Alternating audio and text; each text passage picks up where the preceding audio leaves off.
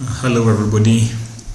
I'm making this short video, 1 or 2 videos, just to make your work in the lab easier. In the control labs, we are meant to be doing introduction to PLCs. In this previous week, when we had Group A and Group B, I found that we had to have some short theory sessions just to familiarize them with PLCs. And given that the control lab is small and we had to split the groups so that only about 10 or so people were in the lab at any one time, I found myself repeating a lot of the content that I had to deliver, and that wasted a lot of time and is also tedious. So in the second week for Group C and D, I would like to make these short videos just to save myself some time, and so that by the time you come to the lab, you have a pretty good idea so that you can use a full time in the lab just to do the experiment. I have put the document that you need as background in the e-learning portal. So if you go to the e-learning portal, you will see, if I just log in again, you would see that there is, if you go to FE 482 and then go to documents, you have put in there some prerequisite reading material, which is just some basic background you can look through. I suggest you do it before you come to the lab. Apart from that, there is also some 2 other documents I've put. One of them is the lab manual itself. So if you click on PLC Introduction Lab Manual, it will lead you to this. So please go through it before you come to the lab. And then I will also put there the details of the lab for the lab report that you need to write, just some specifications, since some students were asking for that. Then in this video, I would like to just give a bit more background together with what you will have read in that prerequisite reading. It's just 2 sets of slides which you read through pretty fast, but I'd like to give you a bit more context so that, when you come to the lab, you're able to hit the ground running. Then, so introduction to PLCs. If you've read through those slides, one of the key things you realize, or ideas that you have to have in mind, that PLCs, some of the underlying concepts are just relays, so you need to have a good idea and understanding of relays, because really PLCs came to replace PLCs came to replace relays in the automation industry. But I think you already have a good idea of relays. Then also digital logic is important, but this you did in 3rd year. So if we speak about gates like AND gates or NAND, etc., those are familiar to you and you can easily draw up the truth tables. Then the other thing which in the PLC world, as we do it in the lab, is important to know is just the programming language or environment.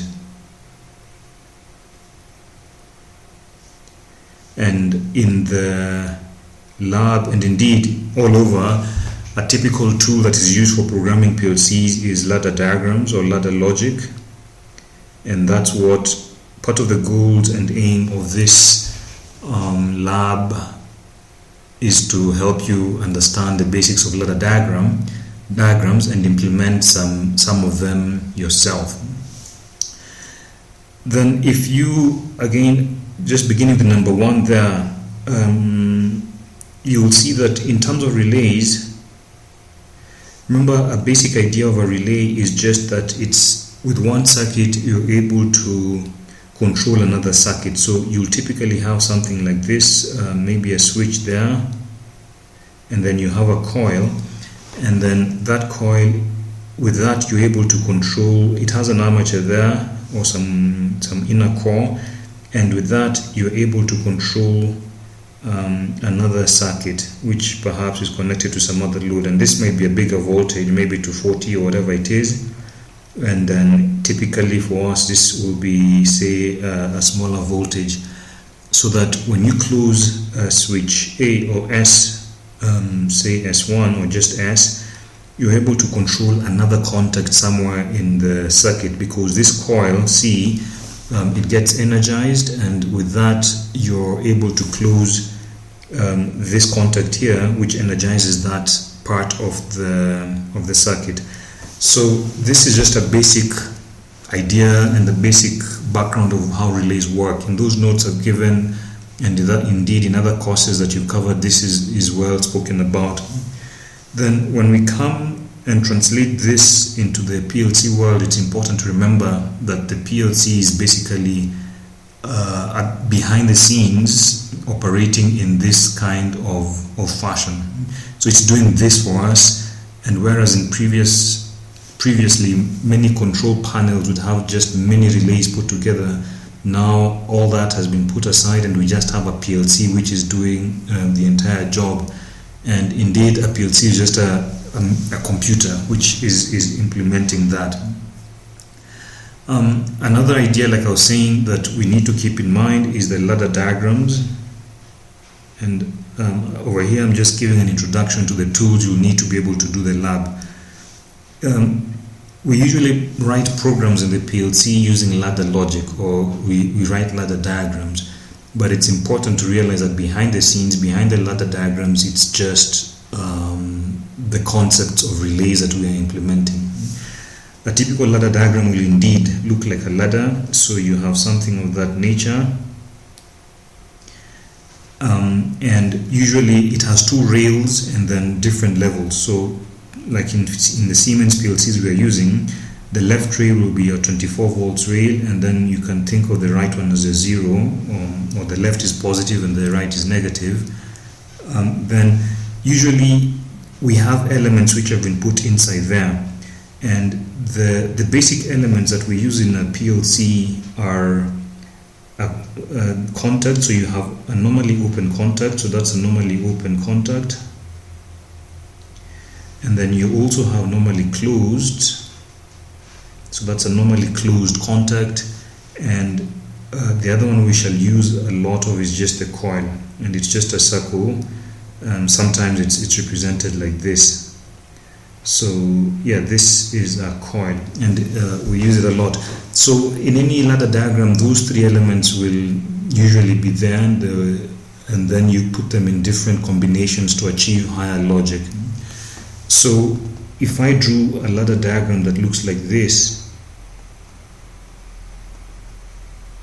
and I can call this maybe S, and then let's say this is C, what it means is that, let me rub this line because it can be confused to be like part of the diagram.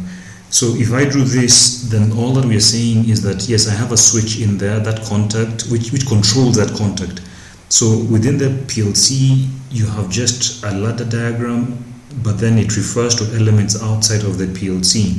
So here switch S controls a certain contact in the PLC, and usually when that switch is closed, when that contact is closed, you can think of it as you have some supply running from the left rail all the way until the right rail, if there's a complete path. So this is very analogous to this relay that we have over here. So like right now, okay, again, just 1 second. At times it can get confused. So you have this S over here, so I could kind of say that this would translate to something similar to that.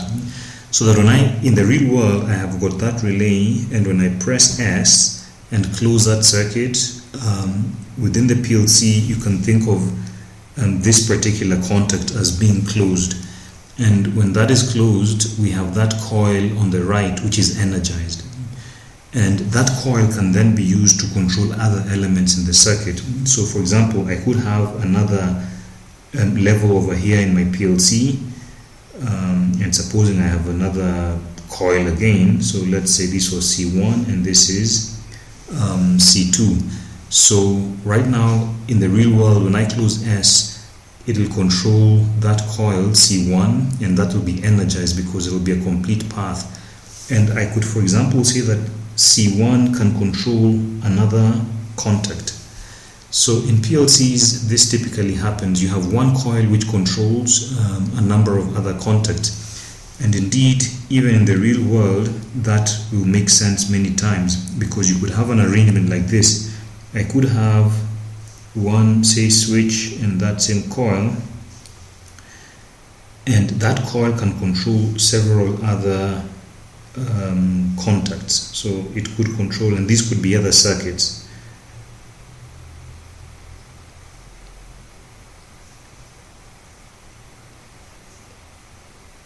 Alright, so you could have an arrangement like that. Some of them could be normally open, some of them could be normally closed. Okay, so if I just drew, again, let me draw it the other way around and stay. Yeah, so okay, even here. Okay, so if this was a normally closed, then when the coil is energized, when the coil C is energized, then if it was a normally open, then they will close clearly, and if it was normally closed, then they will open. So then you can have a coil which is like C1 there, can be affecting many other things in my circuit, and this could be maybe another S2 which then controls something else. So the important thing is just to see that, fine, a ladder diagram is just a combination of different components. They're essentially similar to logic components, and we shall see that shortly. And behind the scenes, we can keep thinking of a relay in action. Just the operation is, the concept of the operation is very similar to what a relay does in the real world. I did not mention, but I think in the notes there it's described that when you think of a PLC, of course it's just a computer. So at the end of the day, you will have your PLC, which is a computer, and you have got many inputs and then some outputs coming out, with the PLC just doing your processing. And for a case, largely it's a lot of digital logic, different digital components which are put together in different ways. The flow of logic in a ladder diagram always goes from left to right and top to bottom. So that's important to keep in mind. The flow of logic in the PLC will usually go left to right, top to bottom. And let me just give a certain scenario. Like in this ladder diagram that I have over here, we'll always start with the top rung of the ladder, so the top level. Then in that top level, we are operating, things are executed, the logic is executed from left to right and top to bottom. And that's very important to keep in mind, because sometimes when you put elements together, if you don't put the logic elements well, then you'll easily find that things will be overwritten and things will be messed up. And I'm going to illustrate that just in a few minutes. One other thing about PLCs that you'll have to keep in mind, and I hope you have read about it or you read more, but I make reference to it because it's important, is an idea of the scan, or even before the scan cycle. Before I come to that, let me speak a bit about the memory areas or memory addresses. All the elements that we're using in the PLC essentially are given a particular address. So, and you can think of it that way, like the PLC is just a computer, and each of those elements is like a bit that you're setting on or off, depending on whether the input is high or whether the input is low, and whether the output terminal you want it to be high, whether the output terminal is meant to be low. So, like in the previous diagram that I had over here, I'll just copy it and push it down.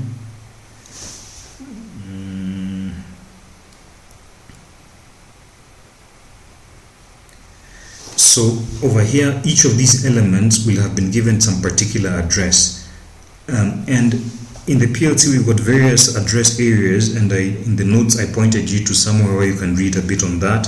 So we have like an address area for I, we have another address area called Q, and they are worth keeping in mind. They are not the only ones, but they're the ones which you'll be using all the time. So I is used for inputs and Q is used for outputs. And like in the PLCs we have in the lab, which are Siemens, I know in the notes I've given you, there are notes largely on Allen Bradley, which is a different kind of PLC, but it doesn't matter much because the underlying concepts are the same. So for the iMemory location in our Siemens PLC in the lab, which is S7-200, our memory area goes from I0.0 all the way until I0.7, and then I1.0 all the way until I1.5, I think, which gives us 13 bits that we can set high or low. That means 13 inputs, and essentially it means we can connect 13 different sensors to that PLC to do various things. The Q memory areas are used for outputs in our Siemens PLC, and in the trainer in the lab in the S7-200, so we are using S7-200 PLCs, we have bits Q0.0 all the way until Q0.7, and then Q1.0 all the way until Q1.7. So those are 16 outputs that we can manipulate. So we can connect those outputs to 16 actuators. So remember, the PLC outputs usually go to some actuator. Together with these, there are other memory areas which are usually usable. So like one that will be used is the M area. Then you also have V and L, but these will not use much. The one we'll use a lot is M. So similarly, you can use whichever M's you want, okay? So, and it goes on and on. But the ones we'll definitely use a lot of the time is I and Q, because we need to connect stuff to that. And each of these elements in the ladder diagram on the right will have to be given a specific address, which you have to specify. So that, like over here, this S, for example, I could have given it, you can use a different color. I could give it an address, maybe I0.0, okay? And this C1, if I mean it to be an output, I could give it an address like Q0.0. Maybe this one is Q0.1, and this other one would be Q0.2. So every element needs to be given a specific address. Now, the coils usually, not usually, but sometimes will be wired to a device outside, meaning that when the coil is high, you want it to control a device outside the PLC, some actuator. If that's the case, then that coil you usually want to give it an address of Q something, because Q has an external interface. The M memory areas are usually used just for internal jobs. They're only used for internal purposes. So those ones, we shall usually give them other addresses. So if a coil is not being tapped as an output, then I will want to give it a memory address M. So for example, over here, I could have given this an address of, say, M0.0. And if I mean that it's going to control other contacts, then those contacts will also have an address of M0.0, and so on and so forth. So every element in your ladder diagram, unless it's a bigger block which represents other hidden things, every basic element will have an address that is assigned to it. Now with this, I'll come to a small idea of the scan cycle, and maybe for that, so that this video is not too long, I'll put it in the next video.